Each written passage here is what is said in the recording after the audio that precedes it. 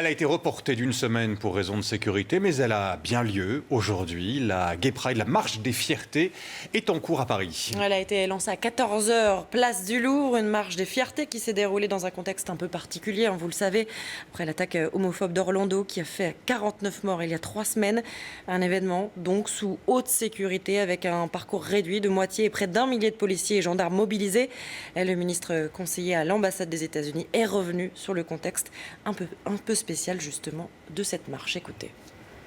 On a prévu de défiler depuis longtemps parce qu'on prône les droits civiques de la communauté LGBT, mais surtout cette année, après les attentats affreux d'Orlando, il était très important pour nous de montrer notre solidarité. C'est une symbolique un peu différente, un peu triste cette année, mais on apprécie beaucoup, on est très reconnaissant de tout le soutien qu'on a reçu de nos amis français. Philippe Frein au micro télé de Perrine Vasque dans le cortège de cette marche des fiertés, une marche qui va arriver dans les minutes qui viennent, place de la Bastille. C'est là que vous vous trouvez, Sandra Buisson, avec Vincent Gabin pour iTélé.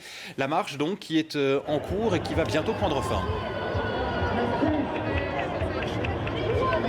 Alors la marche commence à arriver, effectivement, des centaines de marcheurs viennent d'arriver à Bastille et ça continue d'arriver, vous le voyez sur ces images de Vincent Gabin, avec les chars notamment qui continuent de venir depuis ces 2 kilomètres de marche des fiertés, une marche entre hommage et revendication. Hommage d'abord aux victimes d'Orlando, vous l'avez dit, on est seulement 3 semaines après l'attaque terroriste, alors certains manifestants portaient des brassards noirs à leurs bras pour, en signe de solidarité avec les victimes qui sont tombées à Orlando à cette date.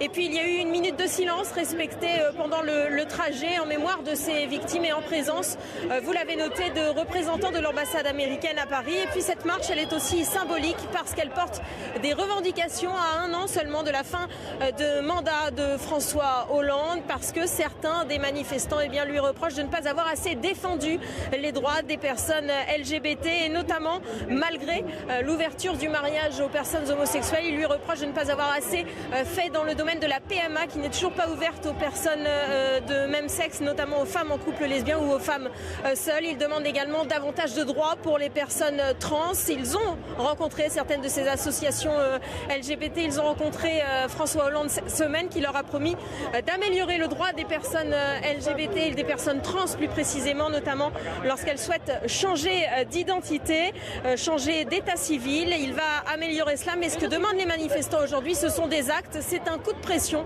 à 1 an de la présidentielle.